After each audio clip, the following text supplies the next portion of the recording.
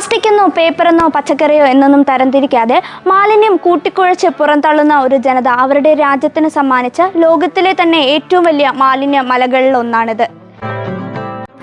ഇനി ഇന്ത്യയുടെ കാര്യമെടുത്താൽ നമ്മുടെ രാജ്യത്ത് ഒരു വർഷം ഏകദേശം 62 മില്യൺ ടൺ വേസ്റ്റാണ് ഉൽപ്പാദിപ്പിക്കപ്പെടുന്നത്. അതിൽ വെറും 43 മില്യൺ ടൺ മാത്രമാണ് കളക്ട് ചെയ്യാൻ പോലും സാധിച്ചിട്ടുള്ളത്. അതിലോ വെറും 12 മില്യൺ ടൺ മാത്രമാണ് റീസൈക്ലിങ്ങിന് വിധേയപ്പെട്ടിട്ടുള്ളത്. അപ്പോൾ ബാക്കി 31 മില്യൺ ടൺ വേസ്റ്റും ലാൻഡ് ഫില്ലുകളിലേക്കാണ് പോകുന്നത്. ഇങ്ങനെ നമ്മൾ മുന്നോട്ട് പോയാൽ ഇന്ത്യയുടെ വേസ്റ്റ് ജനറേഷൻ 62 മില്യൺ ടണ്ണിൽ നിന്നും 165 മില്യൺ ടണ്ണിലേക്ക് ഉയരുമെന്ന് പല പഠനങ്ങളും പറയുന്നു. അപ്പോൾ ബാംഗ്ലൂർ സിറ്റിയേക്കാളും വലിയൊരു ലാൻഡ് ഫില്ല് ഇന്ത്യക്ക് വേണ്ടി വരുമെന്നാണ് കരുതപ്പെടുന്നത്. ഇതിനിപ്പം നമ്മൾ എന്ത് ചെയ്യാനാണെന്ന് ചിന്തിക്കുന്നുണ്ടാവും അല്ലേ? നമുക്ക് ചെയ്യാനായിട്ടുണ്ട്. ഇതിന് ഏറ്റവും നല്ലൊരു സൊല്യൂഷൻ എന്ന് വെച്ചാൽ സോഴ്സ് ലെവൽ സെഗ്രിഗേഷൻ. ഉറവിടത്തിൽ തന്നെ മാലിന്യങ്ങൾ കൃത്യമായി തരംതിരിക്കുക.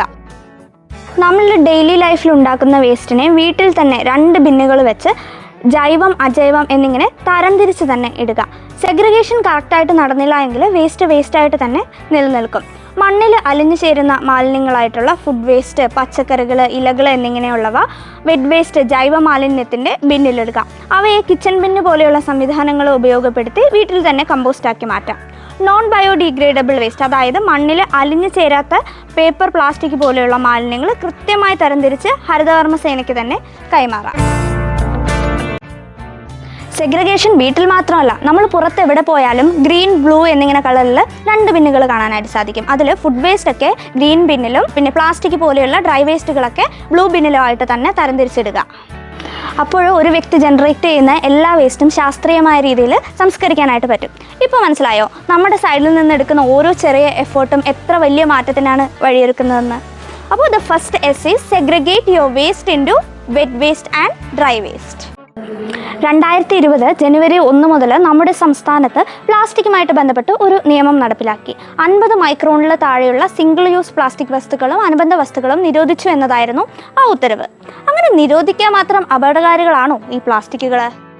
ഒരു കാലത്ത് മനുഷ്യരാശിക്ക് ലഭിച്ച വലിയൊരു അനുഗ്രഹമായി കരുതപ്പെട്ട പ്ലാസ്റ്റിക് ഇപ്പോൾ നമ്മുടെ എല്ലാം ശരീരത്തിനുള്ളിൽ കയറി മനുഷ്യനെയും ജീവജാലങ്ങളെയും കൊല്ലാനുള്ള തയ്യാറെടുപ്പിലാണ്.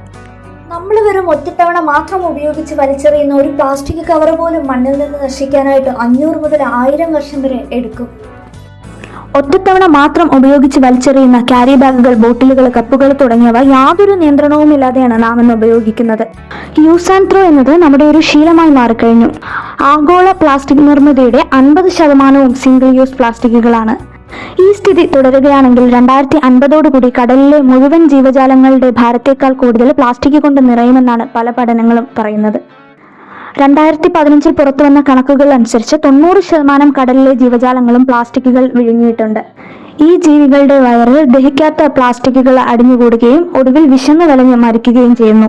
അത് മാത്രമല്ല, കടലിലെ പ്ലാസ്റ്റിക് വസ്തുക്കൾ സൂര്യപ്രകാശം മൂലം ഡീകമ്പോസ് ചെയ്ത് മൈക്രോ പ്ലാസ്റ്റിക്കുകൾ ആവുകയും അവ മീനുകൾ ഭക്ഷിക്കുന്നത് വഴി മനുഷ്യ ശരീരത്തിനുള്ളിൽ എത്തുകയും ചെയ്യുന്നു.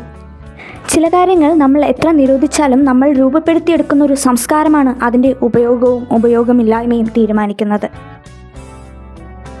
ഇത് Jyotsna Jayan and she's having A zero waste life. Like Jyotsna നമ്മൾ എപ്പോൾ പുറത്തു പോയാലും കയ്യിലൊരു cloth bag, bamboo straw, steel bottles, cutleries, parcel മേടിക്കാനായിട്ട് ഒരു സ്റ്റീൽ കണ്ടെയ്നേഴ്സ് എന്നിവ കരുതണം.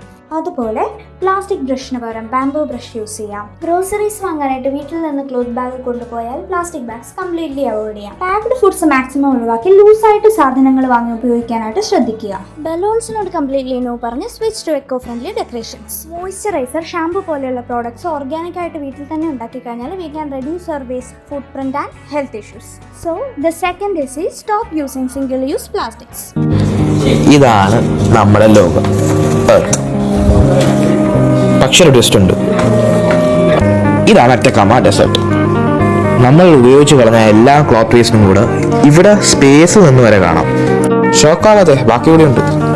ഒരു 2500 ലിറ്റർ വേണം ഒരു ഡ്രസ്സ് ഉണ്ടാക്കാൻ. ഒരൊറ്റ ഡ്രസ്സ്. അതൊരു ശരാശരി മനുഷ്യന് ഒരു വർഷം കുടിക്കുന്ന വെള്ളത്തിൻ്റെ അത്രയാണ്. ഇത് എങ്ങനെ പരിഹരിക്കാന്നല്ലേ നിങ്ങൾ വിചാരിക്കുന്നത്? Let me explain.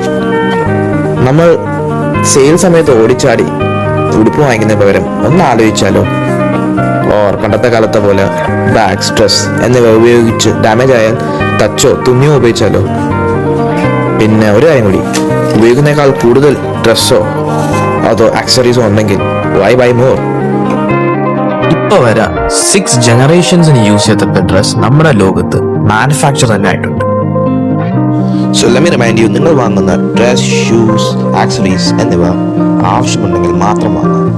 And that too if you really need them.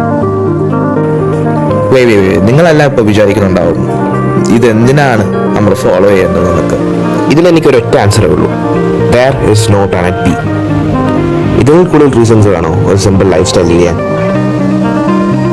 അപ്പോൾ താങ്ക്സ്.